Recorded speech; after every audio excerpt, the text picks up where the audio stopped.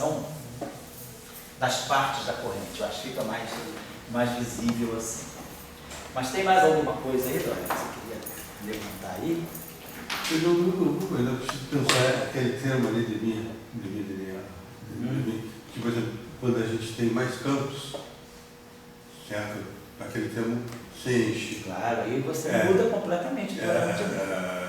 Então, por exemplo, aqui, você, pela simetria, ou em palavras aqui maiores, pela conservação de carga, você proíbe a existência de fóton longitudinal.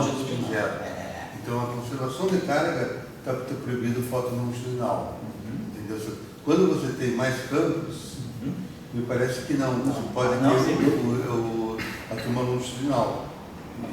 Esse é meu. Pode ser. Minha história guia. Pode ser. Chega mais só para sempre as pessoas, quer dizer, uma questão sempre assim que eu acho que acorda a gente, por que não tem foto de spin zero? Por que não tem foto de spin zero? Então, quer dizer, a resposta aqui estaria claro, olha, a carga elétrica como entendida, ela, a conservação da carga elétrica que não permite você ter foto de spin zero.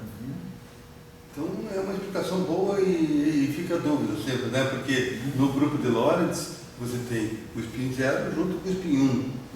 E na carga elétrica você não tem. Então quando você vê a invariância da luz, que é o grupo de Lorentz, assim, você tem o spin zero e o spin 1 juntos. Então você diz, olha, eu sou invariante e tu dou spin zero e spin 1.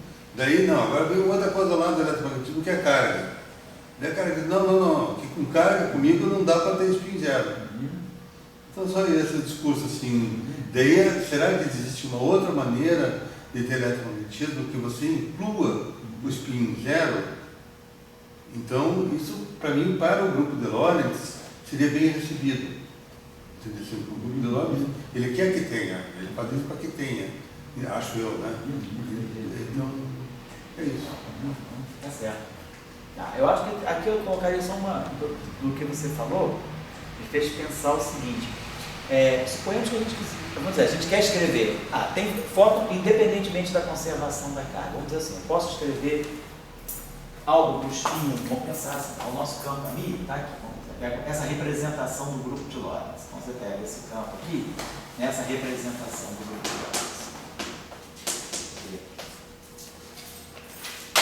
Então, se você pegar essa combinação, vamos dizer que então, vamos decompor esse campo aqui numa parte transversa e numa parte longitudinal. Então, esse campo ali vai ter a parte transversa dele e vai ter a parte longitudinal. Só para ver o que você está falando exatamente. E aí, vamos dizer, a parte transversa dele, então vai ser, vou colocar assim, delta mi.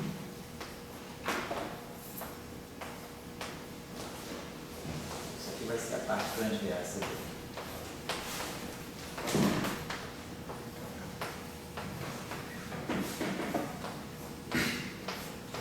Então, vamos dizer o seguinte, você quer dizer assim, eu posso falar de um fóton de spin 1, eu quero descrever uma partícula de spin 1 em massa zero. Então, beleza, aqui está o setor de spin 1, e aqui está o setor de spin zero, parte longitudinal. A divergência do lado está aqui, e esse objeto aqui, né? Tá certo, esse objeto aqui é o objeto que tem spin. Muito bem. Se eu quiser descrever, então, uma partícula de massa de repouso nula e com spin 1, tá legal. Eu vou pegar esse objeto aqui. Então, estou descrevendo, estou tentando dar uma proposta para isso. Bom, eu jogo isso aqui. Esse campo de spin 1 é isso aqui, claro, esse D'Alembertiano aqui cancela, então vai ficar, a gente vai ganhar uma equação, uma coisa que você já conhece, eu só estou querendo chamar a atenção, meditar sobre um ponto aqui. Essa equação aqui daria para nós, D'Alembertiano do Ami, menos dmi do Ani, igual a zero. Então essa equação aqui está me dizendo que eu estou propagando com massa de repouso nula um objeto que é transverso, que é puro spin 1. Essa equação está me dizendo isso.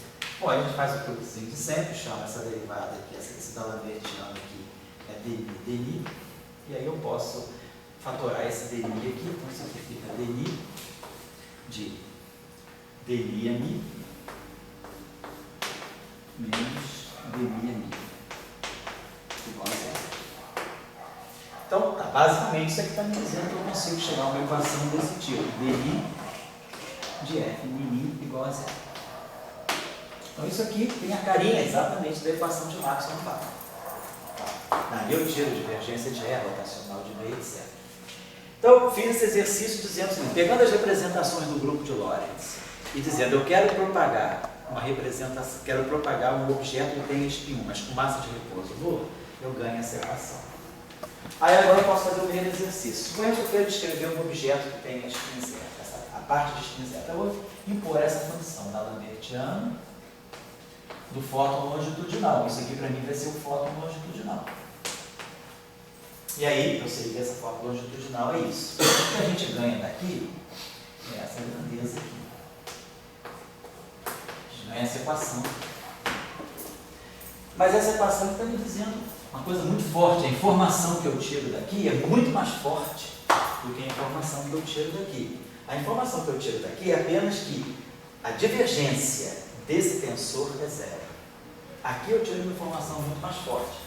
Isso aqui é uma grandeza escalar. Isso aqui é o meu fóton escalar. Eu estou dizendo que ele não depende da escolha, ele não tem dependência explícita em dx. Então, eu não estou dizendo que dni ali é zero, mas eu estou dizendo que dni ali é uma constante.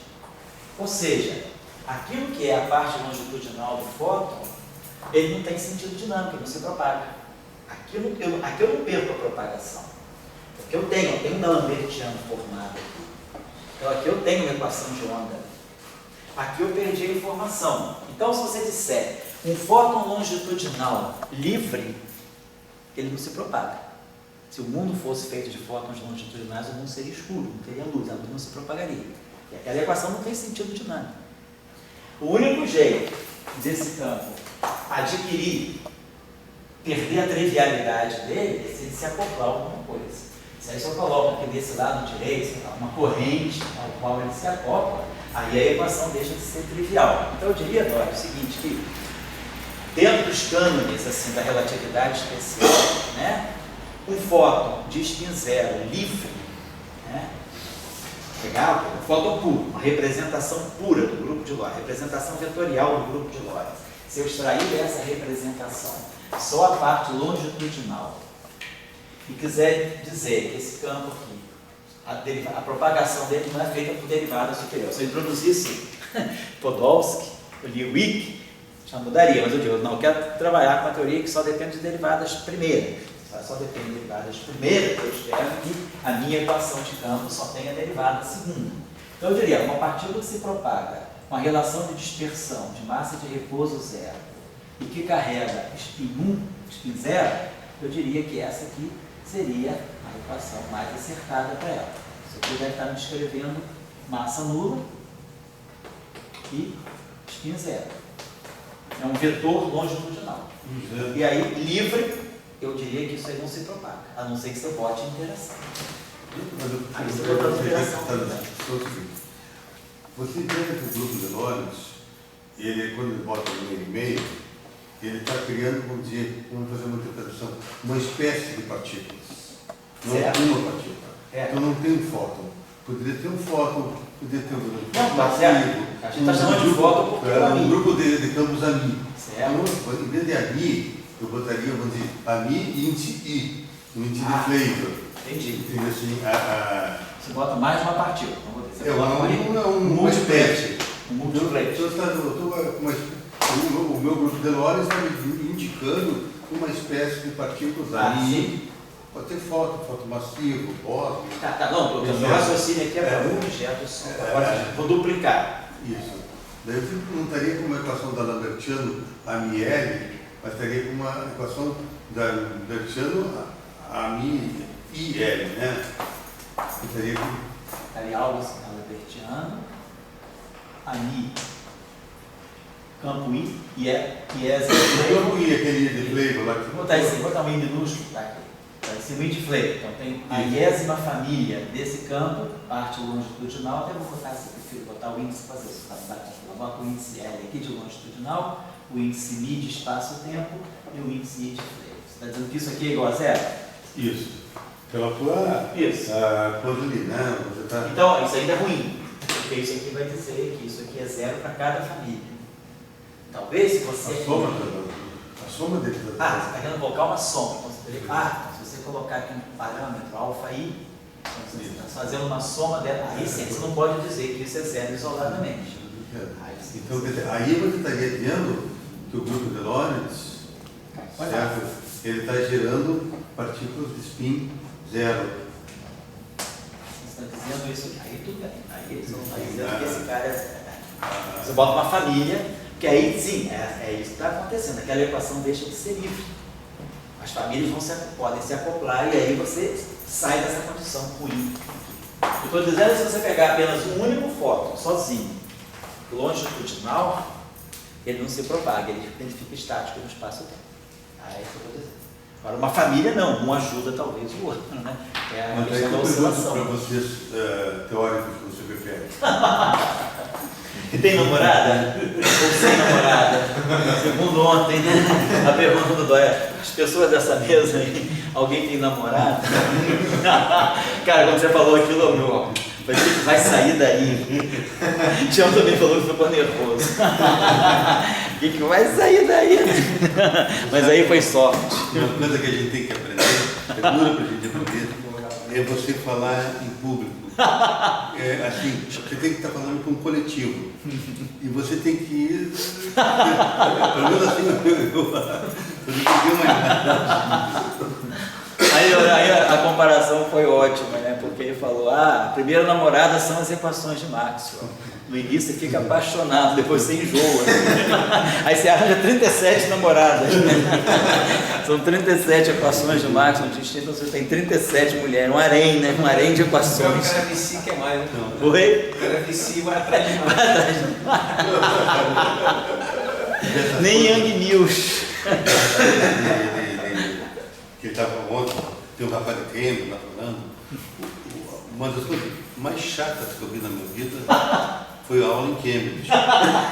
Eu tive a aula lá com aquele Godard. Sei, Godard, sei. E ele deu quebra espontânea. Sei. É um formalismo, assim. Olha, eu vou dizer o seguinte, assim, eles vão no gozo do formalismo, sabe assim? E daí é difícil, sabe assim, você não entende assim. Você, coitado, em inglês você fala direito, entende assim, mas é assim, então, quer dizer, eu por exemplo sou um cara que aprendi uma coisa, eu posso ser um bobo, mas chato eu não sou. Não, porque tem chatura, né? Tem uns caras que vão ficando chatos. E em Cambridge, é o lugar do chato. É o lugar do chato. Assim. Então, aqueles jantares que o cara tem que ir de barca, não sei. Não, eu digo nas aulas, no formalismo. Lá em Trieste não é verdade. Não, é muito mais informal. Lá em Trieste é um lugar muito bom. Até tem muita influência de Trieste. E Trieste era um lugar assim, bem informal. De escola, porque quando você aprende, você vai dar isso aqui. Talvez você começou a tua aula, a gente começou a encher seu saco, e você passou, mas está nos explicando um assunto. Talvez não veio o assunto que você veio para explicar. Mas quando você começa determinante, não sei o que lá, você começa com aquilo ali, pô, é uma coisa. E daí ninguém entende, né? Não, tem uns caras que são Lá em Trieste, a experiência que eu tive disso era mais com. Não com a escola russa, não. Os russos até que são mais. Mas assim, os poloneses são muito formados. Às vezes você ia ter uma aula com um polonês, cara, você não entendia nada. Depois vinha aquela mesma aula dada, você entendia tudo. Assim, não é que eu. É a maneira de falar, assim, é a formação do cara. Ele fala de uma coisa assim que você não percebe, você não consegue perceber o que o cara está falando. Não é problema de inglês, não é nada disso. É assim, o cara ele tem um vocabulário viciado e ele não vai a você. Às vezes acontece isso, né? Lá em Trieste a gente viu um pouco isso, não com os italianos. Os italianos não, eles sempre conseguem te dar o recado muito bem. Isso, a honra seja feita. Os caras lá sempre te davam, você entendia o que estava, você não podia não estar entendendo o formalismo. Porque às vezes o cálculo ia muito rápido, os cursos eram muito rápidos também, né? Mas você sabia o que estava fazendo, você não ficava perdido. Eu sabia o tempo todo o que o cara estava fazendo. Aí depois eu ia para estudar, aprendi a fazer, seguir o caminho dele. Mas eu não me perdi. Outras pessoas, depois de 10 minutos, você não sabe nem o que o cara está fazendo. Isso é que é triólogo. Você não consegue nem entender, você não sabe os cálculos, você não consegue reproduzir mesmo, mas você não sabe nem o que o cara está fazendo. Você fala, depois de 50 minutos, o que você aprendeu nessa aula? O que o cara falou? Você não sabe nem dizer, eu não sei o que ele falou. Isso aqui é horrível. Isso a gente às vezes encontra no caminho da gente. Professor, às vezes, né? O seminário, assim, você vai a um seminário, depois de 50 minutos, você não consegue entender o que o cara quis dizer. Qual foi a mensagem do cara? Não sei, eu estou muito de resultado lá. Isso aqui é terrível, né? Aí esse cara é o chato. Você é o bobo e ele é o chato. Vamos lá, só para a gente preparar então o material para a próxima. Então, aqui tem uma questão bem delicada. Se a gente for agora introduzir portadores de espinhum, isso aí o Léo aí vai fazer depois um show aí para nós, né? Portadores de espinhum. Essa aqui é Aqui tem uma novidade bem também marcante em relação ao espinzelo. Então, o caso bosônico é muito mais elaborado. No caso dos portadores de espinhum, vamos dizer, a gente está trabalhando uma versão não relativista. Então, nós temos um campo vetorial W carregado. Portanto, é um campo complexo. Então, vamos imaginar que o lagrangiano, quer dizer, a ação que a gente está propondo para esse campo é um campo vetorial complexo, ele tem alguma coisa do tipo um meio, a derivada temporal, vou botar W, botar a derivada temporal do W,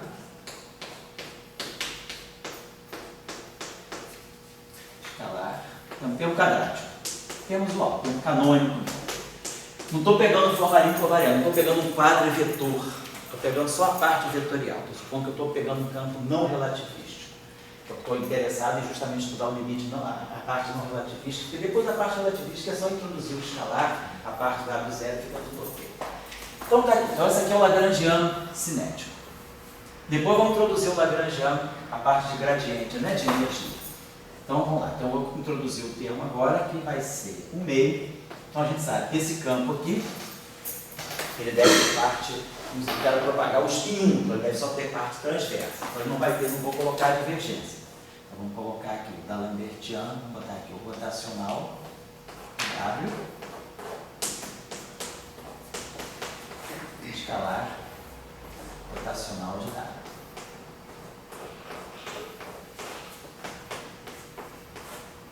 Então, essa aqui é a parte transversa.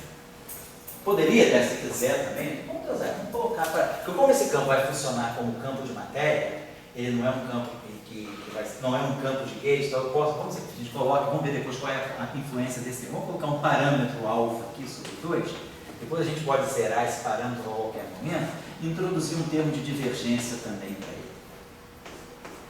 Que a gente faça isso aqui.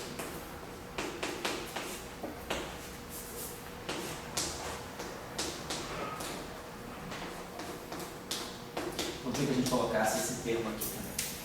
Então, essa é a parte cinética. Tem a parte de massa, que eu não vou colocar, não preciso colocar, porque para efeito de discussão dos acoplamentos de gauge, a parte de massa não tem derivada nenhuma, então não tem acoplamento. Então a gente podia pensar, bom, vou fazer a interação de gauge. Então, o campo aqui, então vamos lá, vamos ver esse teorema de Nevier, né? Rapidinho aqui, teorema de Nevier, se a gente fizer a derivada do lagrangiano em relação à derivada do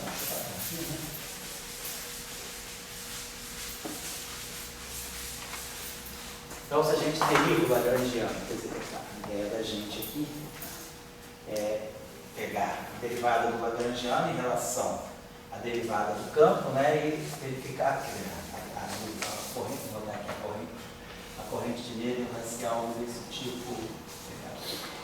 Vamos ver a densidade, né? O teorema de Nevier, né, quer dizer, a parte local, então nós vamos ter a densidade aqui, vai ser ligada nessa parte aqui, a parte temporal, seria. Então, nós teríamos algo desse tipo assim, TTT, ajustar.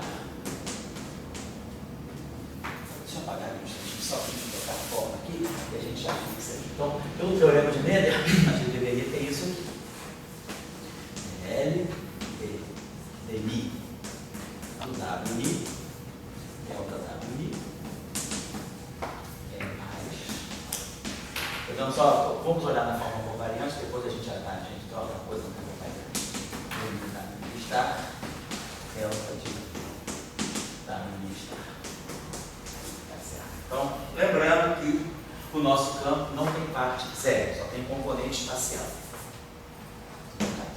componente espacial aqui, componente espacial aqui, componente espacial aqui. Fazer só a parte espacial, como a gente está fazendo, então tu não tem a parte temporal.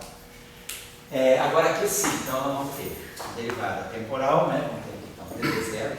Então a parte temporal está aqui, vai ser a derivada em relação a dv. Então aquilo que vai ser para nós a densidade vai ser basicamente isso aqui, a derivada em relação a d0 do wi, derivar em relação a d0 do wi, produzir aqui um dt do w star, do w vetor star.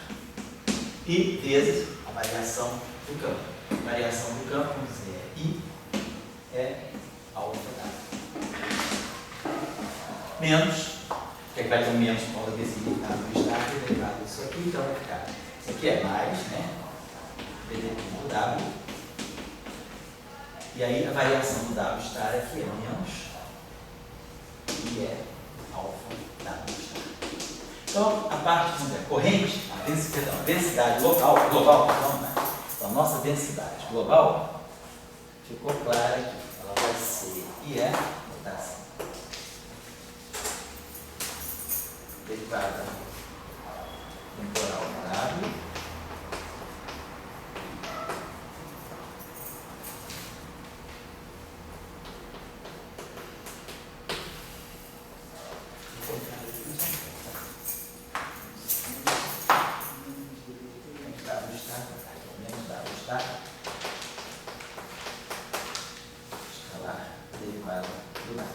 então, bem parecido, né? O mesmo protótipo que o campo escalar. Φ ponto, né? Quer dizer, a derivada temporal do campo, vezes o campo, menos o campo complexo da derivada. Então, é a mesma estrutura, só que substitui o campo pelo vetor. E a corrente?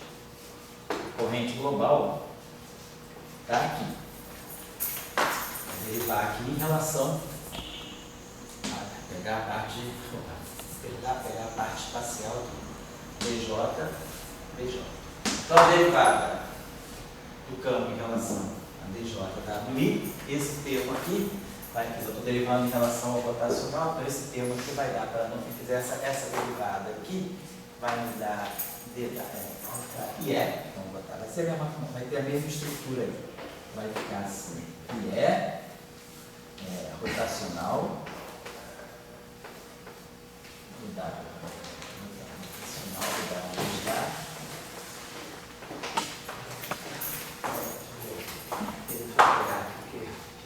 isso aqui. E o meu campo depende do W. Então vai dar um W star, e aí a corrente vai ficar algo assim. Deixa eu botar isso aqui. Vou colocar assim. Vai ficar. Vamos botar essa notação assim. W e J star. Vou botar aqui assim. Vou botar o índice aqui explícito para ficar. A corrente global, componente I vai ser W e J star.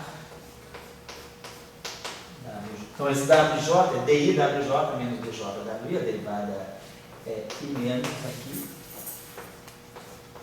W DJ star WJ. Então, isso aqui é a corrente conservada global, né? Tem o índice I vetorial, esse índice está somado, índice vetorial, esse índice está somado. Então, essa é a estrutura da corrente global. Está bem parecido com o caso escalar. No fundo, eu estou tirando φ star, gradiente de φ, menos gradiente de φ star φ. Só porque uma modificação. Bom, tem que pegar esse termo aqui, mas ainda também não derivar, né? Então, derivar aqui vai produzir a divergência, vai produzir um termo aqui, que vai ficar mais. Vamos botar aquele termo alfa sobre 2. Alfa sobre 2, vamos ter o IE. E aí, quando eu derivar em relação a vai produzir aqui divergência, vai produzir aqui um DJ, vou botar aqui, DJ, WJ, está, quer dizer, a divergência, né, vezes o W, e menos WJ, menos a derivada desse cara aqui vezes esse, menos agora, menos a divergência desse cara, W está. Tira a corrente global, sem dificuldade. Só que tem uma novidade aí, que não aparece no campo escalar.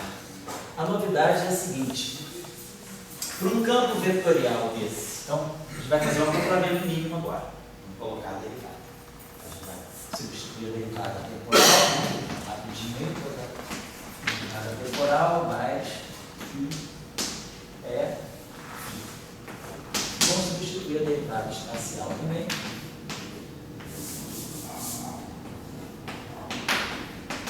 Beleza, tá. Sem problema. Aí boto tudo ali dentro, tem um acoplamento mínimo global. Todas as derivadas foram substituídas, eu vou tirar a corrente global. Local. Só que agora tem uma novidade. Quando o campo é vetorial, carregado, não basta fazer o acoplamento mínimo. Eu preciso de um termo que é do mínimo. Vamos explicar por que rapidinho. Então eu preciso introduzir um termo novo aí, que seria WI está WJ F e J. O tensor de. Na verdade, vou botar aqui termo para fazer isso. O termo que vai ser IE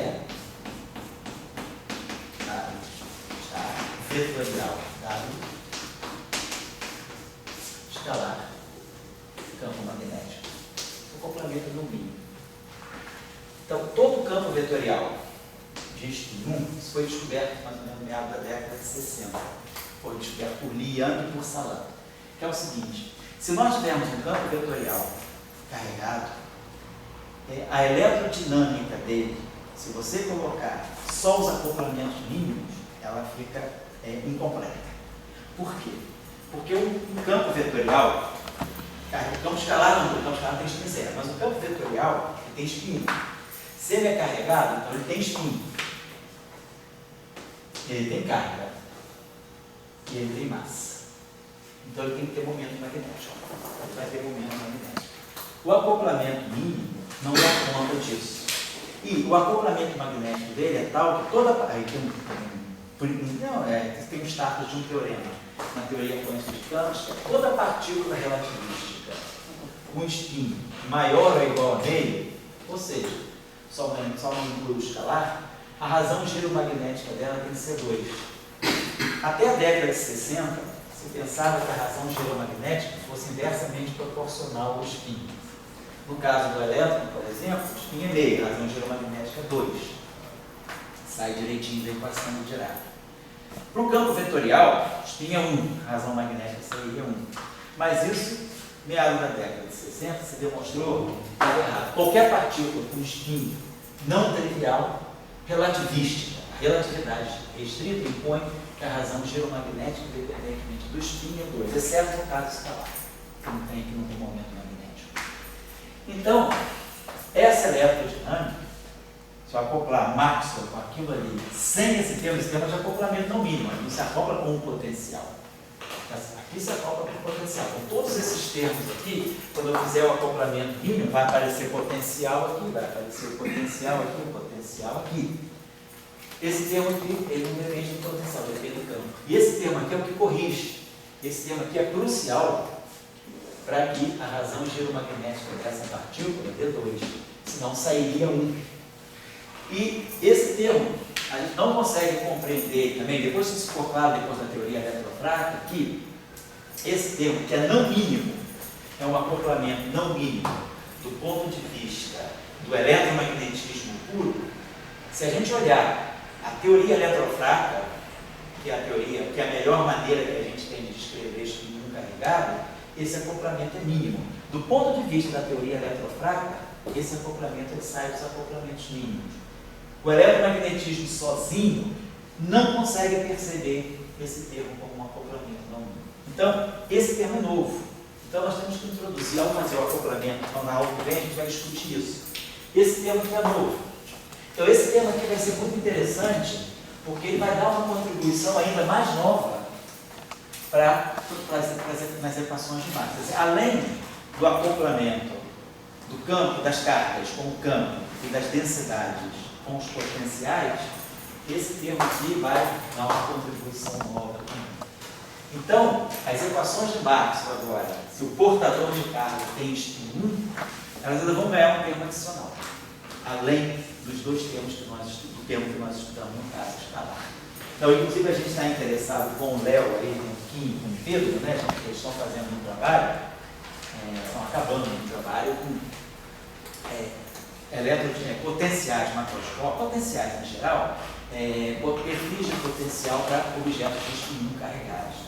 E a gente está querendo perceber, ver por que certos termos estão aparecendo, olhando já nas equações de Marx, não olhando a teoria quântica de campos, mas olhando já na teoria clássica. Então, na teoria clássica, a gente já começa a perceber que tem modificações nas equações de Marx advindas, né, das características do portador. Então, o fato agora do portador ser espinho me obriga a ter que colocar esse termo. Numa teoria retrofrágil, quem fizer o curso de interações fundamentais vai ver que esse termo sai naturalmente, suavemente, dentro da teoria de Salant-Schweinberg.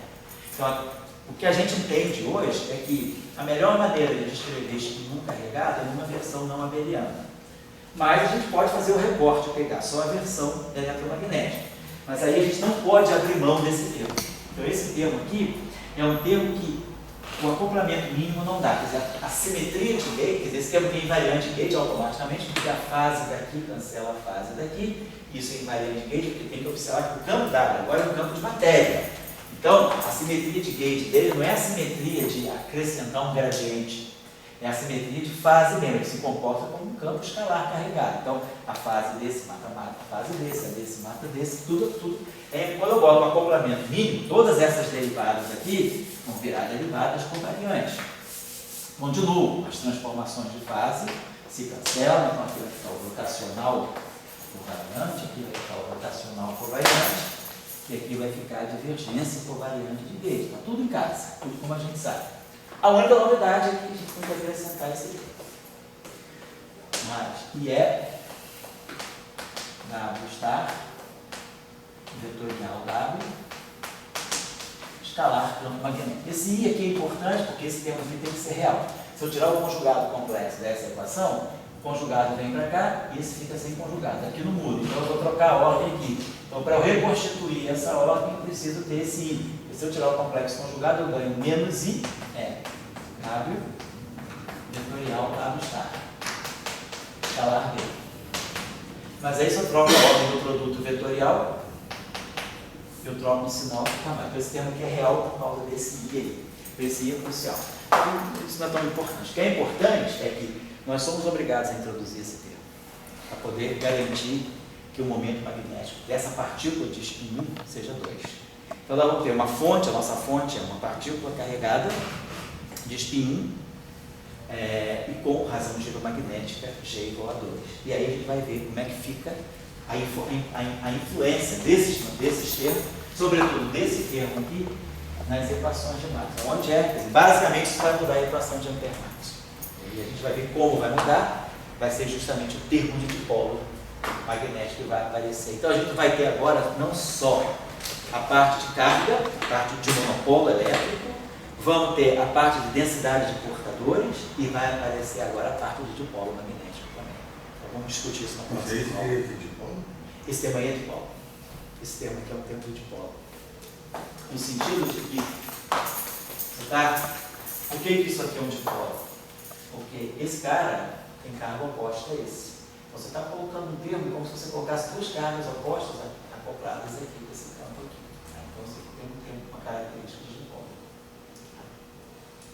Esse termo, quando se coloca dividido em 4 campos, ele sai naturalmente. Eu acredito que sim. Se você não colocar apenas um campo de matéria carregada, ele possa sair pela escola, acredito que sim. Tá bom? Então a gente para por aqui e vamos refletir sobre isso.